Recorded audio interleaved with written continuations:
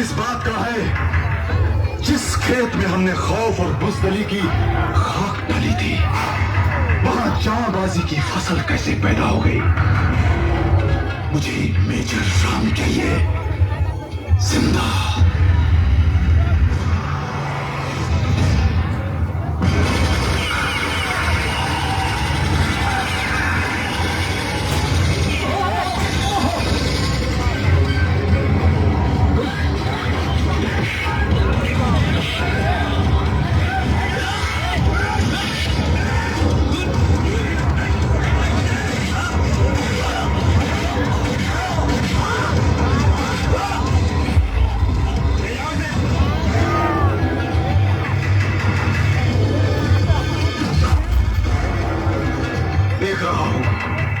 हमारी पाकिस्तानी भट्टी में तुम्हारे हिंदुस्तानी जोश का लोहा मोम बन के पिघल रहा है। तेरी पाकिस्तानी भट्टी में तो इतनी भी गर्मी नहीं कि वो हिंदुस्तानी मोम तक को पिघला सके।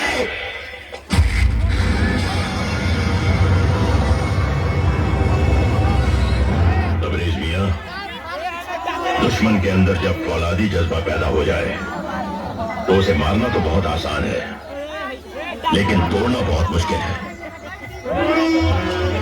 लेकिन हम इसे तोड़ेंगे,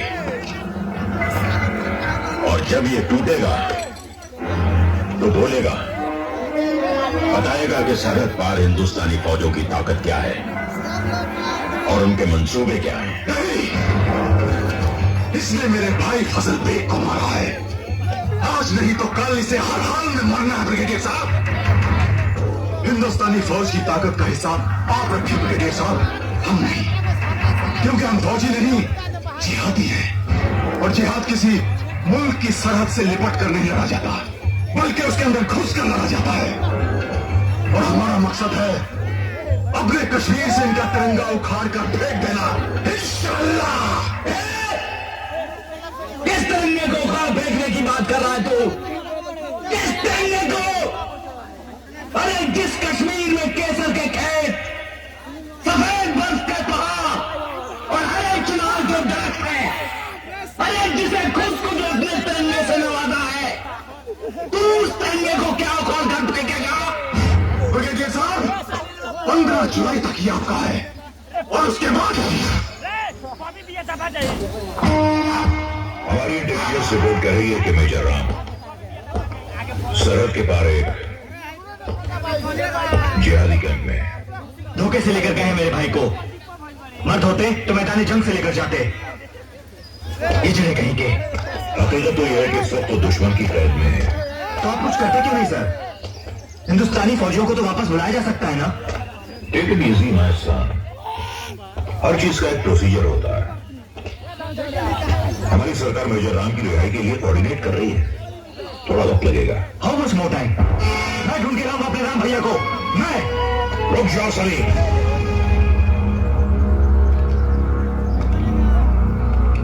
ऐसी कोई हरकत मत करना जिसकी वजह से तुम्हें सारी जिंदगी पछताना पड़े। प्यार करने वाले कभी पछताते नहीं हो सर, प्यार पर निछावर हो जाते हैं। और राम भैया तो मेरे लिए श्री राम।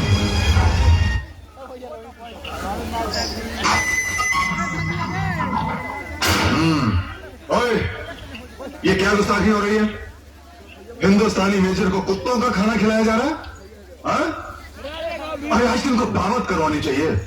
और बयानी, कबाब, दम पुख्त मुर्गा। आज जश्न का दिन है ना, फतेह का दिन, फतेह का।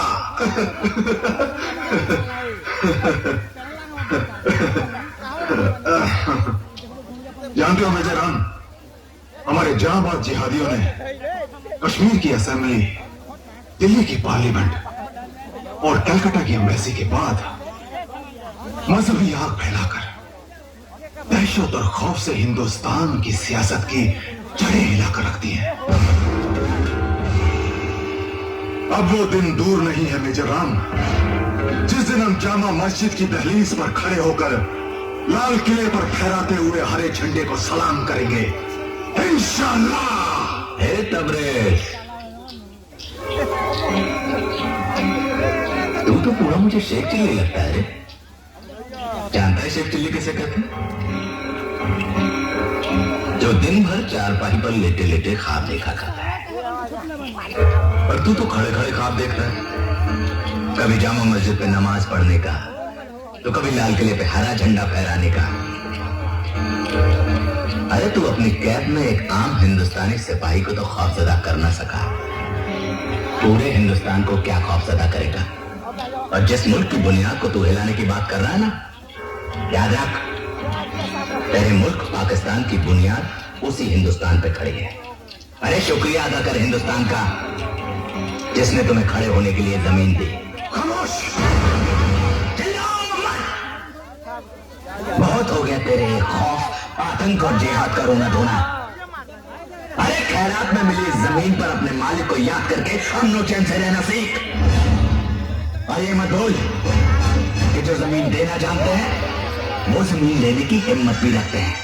और जिस दिन ऐसा हो गया ना, उस दिन तेरे मुल्क का दुनिया के नक्शे से नामो निशान मिट जाएगा। जय राम जी की।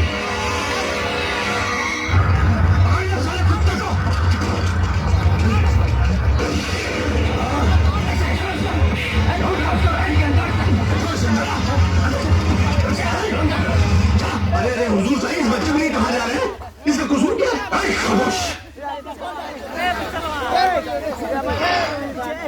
अल्लाह अकबर, अल्लाह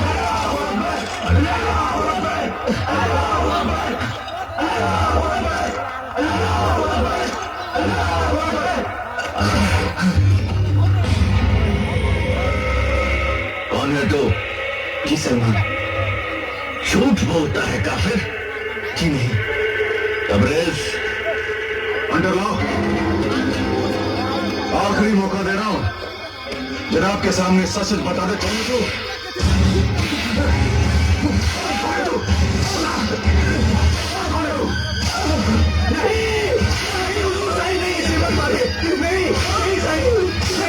इसे माफ कर दीजिए, ये बेकसूर है, मासूम है, मेरे माँ बाप का बच्चा है। अर्जा साईं, ये काफिर पाकिस्तानी नहीं हो सकता है, हमारी नजर कभी धोखा नहीं कर सकती।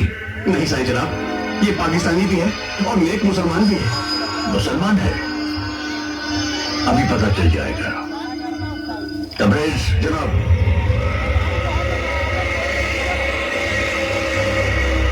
जी जमाल, जनाब।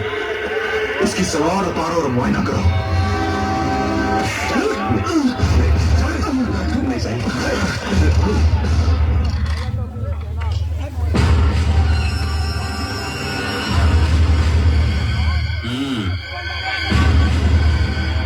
जनाब, इसका तो खतना बचपन में किया गया है।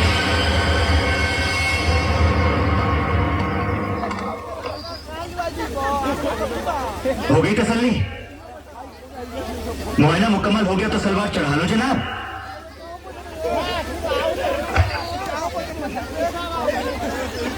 वाह जनाब वाह, क्या खूब तरीका है एक मुसलमान की पहचान का।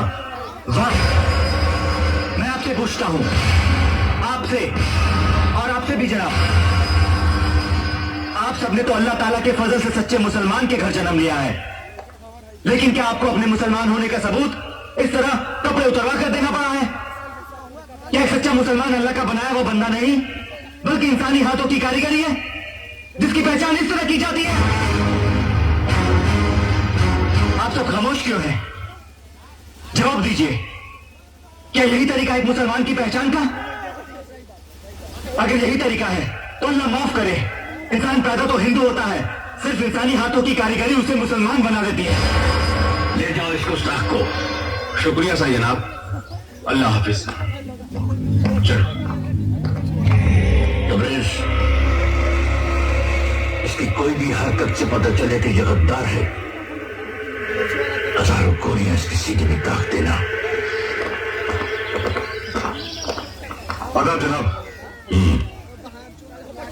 जनाब, पता नहीं क्यों मुझे इस लड़के पे बहुत शक है। आपको किस पर शक है तबरेज मियां? वही सलमान जनाब, जिसे कल सरेआम आपने बेइज्जत किया था। ये अच्छी बात नहीं है तबरेज मियां। पता नहीं क्यों जनाब, जो वो दिखता है वो है नहीं। हमारा ख्याल है वो निहायत ही शरीफ लड़का है।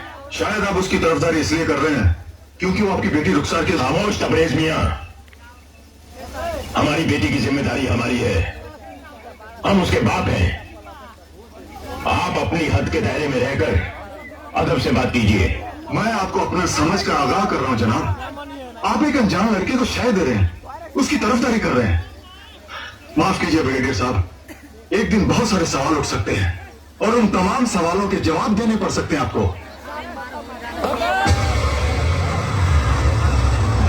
आप ही बताइए मुझे साईं, अब मैं क्या करूं? कैसे पहुंचूं राम भैया तक? बहुत अकेला, बहुत कमजोर महसूस कर रहा हूं अपने आप को मैं। तू अकेला कहाँ है? ये साईं है ना तेरे साथ, और जिस मकसद से तू यहां आया है तेरा वो मकसद जरूर पूरा होगा इंशाअल्लाह।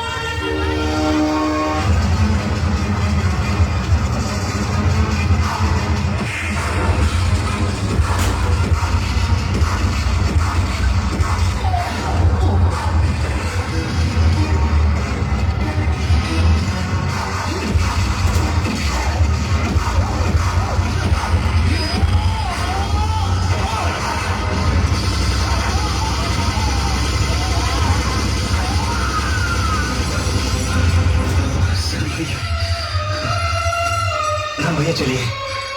चलो।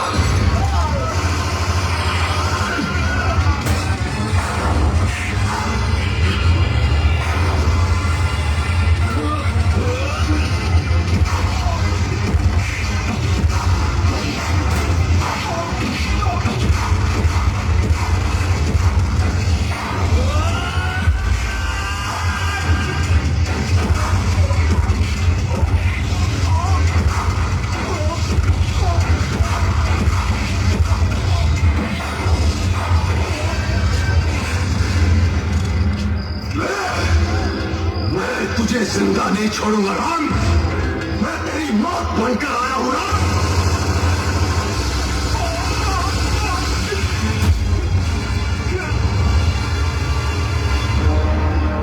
अगर मैं चाहता तो तुझे जान से मार डालता, लेकिन तेरे मुंह से 2 बार राम का नाम निकला है।